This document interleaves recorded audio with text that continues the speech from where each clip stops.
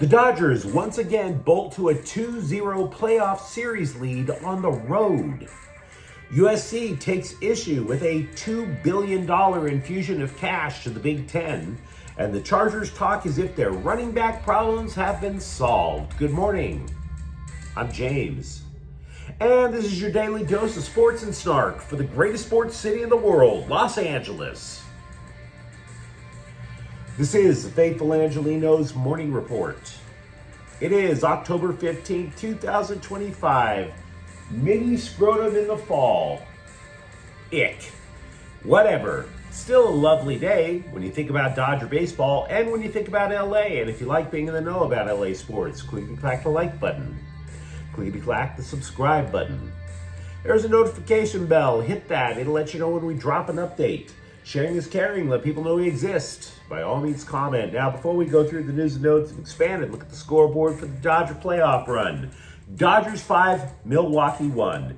Yoshinobu Yamamoto pitches a complete game. The Dodgers take a 2-0 lead in the National League Championship Series in a same manner that they did against Philadelphia. They did it on the road. Masterful work by Yamamoto. The guy allows a solo home run in the first, and we never heard from the Brewers again. 7 strikeouts. The Brewers get just 3 hits and a walk. Now, if you're an old head like me, this warmed whatever passes for my heart. This is from a franchise that used to be synonymous with dominant starting pitching, throwing complete games. It's the first complete game to show you how times have changed. It's the first complete game since Gavin Stone threw one in June of 2024. It's the first complete game in the playoffs since Jose Lima threw one in 2004. And the poor guy is already off to the great beyond. He's gone. There is no more Lima time. That's how long of a time it's been. Now, the reason we never heard from Milwaukee again is because Teoscar Hernandez tied the game with a solo home run as quick as the top of the second inning. And I mention Hernandez specifically because we have to be real about this. He makes some really goofy mistakes in the field. He makes goofy mistakes on the base paths. We want to strangle a guy, and then he makes up for it almost immediately by launching a bomb, and we just can't quit him. Max Muncy also homered. Game 3 is Thursday at the Ravine. Tyler Glasnow scheduled to start then. The Dodgers are 6 wins away from a repeat. Now, do you see them losing 4 of the next 5? I don't. As for today, there are no games involving LA teams, so I hope you go out and get lucky. Now let's get to the news. In a stunning plot twist, 2 major universities have said no to more money. When the hell does that happen? Now, USC is one of those 2 schools that has a problem with the Big Ten Conference potentially signing a $2 billion private capital deal. The schools, and by the way, the other is Michigan, discussed their shared skepticism during a conference call. This plan for private capital to be invested, it's not etched in stone. It's probably quite a ways away from being implemented. The idea is that the Big Ten would create an entirely separate entity comprised of the 18 universities, the conference office, and this investor. This new entity would then divvy up things such as TV contracts, sponsorships. Now, the local schools, local colleges would still, get the money from their own advertising from radio and local TV.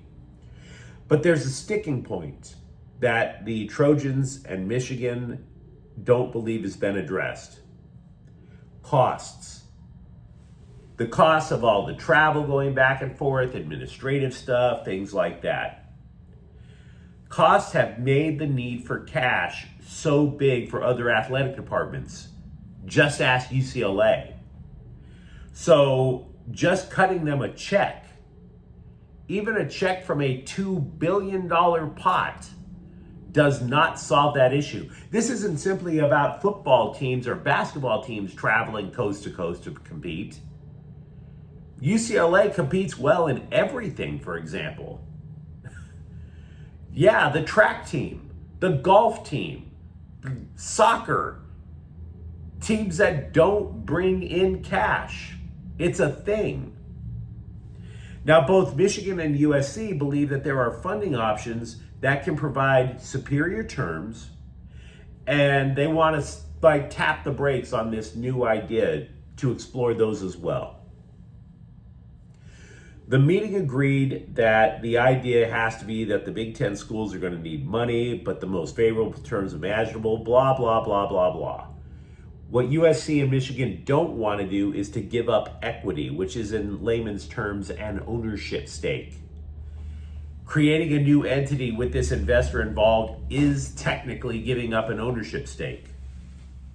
Now, it's not known if USC and or Michigan can halt this process from happening, but they are two of the bigger schools, not just in the Big Ten, but in the country in terms of sports influence. I mean, the Trojans are playing Notre Dame this weekend. You could talk about a lot of different rivalries in college football, but that is the rivalry that all the other rivalries are based off of. USC has a voice.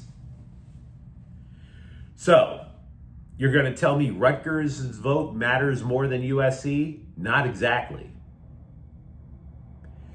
Meanwhile, over at UCLA, Martin Jarmond looked at a stack of letters from debt collectors, called Jennifer Cohen and said, "Bro, can you help me out a little bit?" I mean, it's a question here. It's going to have to be talked out. Speaking of USC, I wouldn't normally recommend watching videos of high school kids. If you do, I hope you have a good VPN before the cops get involved, but I digress. The point is, USC wide receiver commit Ethan Feaster went viral for a catch he made in a recent game. He is a 4-star level recruit, and he's viral. Something that we wouldn't necessarily know about here at Faithful Angelenos. But let's be real, I'm way past the time where I could potentially influence, right? Men in their 50s should not be influencers.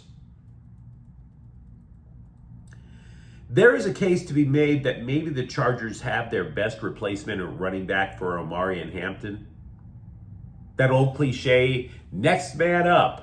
No need to make a trade or sign a rando off the street, right? The solution is already on the roster. Kimanj Vidal started the season on the practice squad, gains 138 yards from scrimmage, scored a touchdown in Miami. And everybody wearing the powder blue spoke of Vidal as if they knew it would happen all along. Problem solved, man. He's a pro's pro, just itching for the chance to prove himself, and by golly, he did. Until you look at the stats. Not Vidal's stats, guys, Miami's. Miami never stops the run. The Dolphins are buck naked last in the league in run defense. They allow 168 rushing yards per game. So I'm not trying to clown Vidal. If you want to make the argument that Hampton might only be out for 3 more weeks, and then maybe Vidal can help the Bolts eke out another win so that they don't get passed up by Denver and Kansas City. If you want to make that argument, go right ahead. I don't think it's a strong argument, but at least it's a better argument than that Vidal is the solution to all of our problems. Late breaking news, it happened about a half an hour ago. 2-time World Cup champion Christian Press will retire from soccer at the end of the NWSL season. Which means about a week and a half, because let's be real, she went from a terrific international career to Angel City. 4 years of existence, Angel City has never been about winning. It's been about social justice. It's been about popping their collar over how much money they have. It's never been about winning. Press is a forward. She missed almost 2 years of her career in LA due to a knee injury that required 4 surgeries. Kind of a hint to hang up the boots, right? I was reading her quotes. She absolutely wants to keep playing. But the body doesn't recover as easily when you're 36. And by the way, the same body part has been cut open 4 times. Her career with Angel City, it's an effort to find stats on it. Press was an absolute monster with the national team. She scored 64 times. We have long wailed and gnashed our teeth over Rob Blake wasting away the Kings prospect pool. And by the way, it's still true. He totally did. Blake burned through those prospects faster than I burned through my inheritance. But there is maybe a glimmer of hope. Maybe. The Hockey News listed 3 Kings prospects in the top 50 among the entire NHL. Now, we already been talking about one at great length, winger Liam Greentree. He's ranked 19th. There are 2 other guys. Defenseman Henry Brustevich, who was drafted this year. He's number 50. What the guy that I found interesting, though, is at 48, goalie Carter George. Now, the reason it matters is because the Kings have 3 legit goalie prospects. We've been wondering which one of these 3 kind of breaks away, becomes potentially the future Jonathan Quick. Because believe you me, they'll never be in contention for another cup until they get a goalie that they can just rely on for a decade. And who's going to get the gig? The Hockey News believes it's probably going to be Carter George. But you let me know what you think in the comments thread. Talk to me about how now possibly you can see that repeat coming to fruition for the Dodgers. For that matter, are you more about UCLA needing money any way they can? Or do you believe USC has a point with this $2 billion private equity idea for the Big Ten? And if you enjoy the content, don't forget to subscribe to Faithful Angelenos. We're talking LA sports every single day from coast to coast. Thank you for watching. I'm James, and we'll be back tomorrow. Faithful Angelenos is a Kian Corte El Queso production. Take care.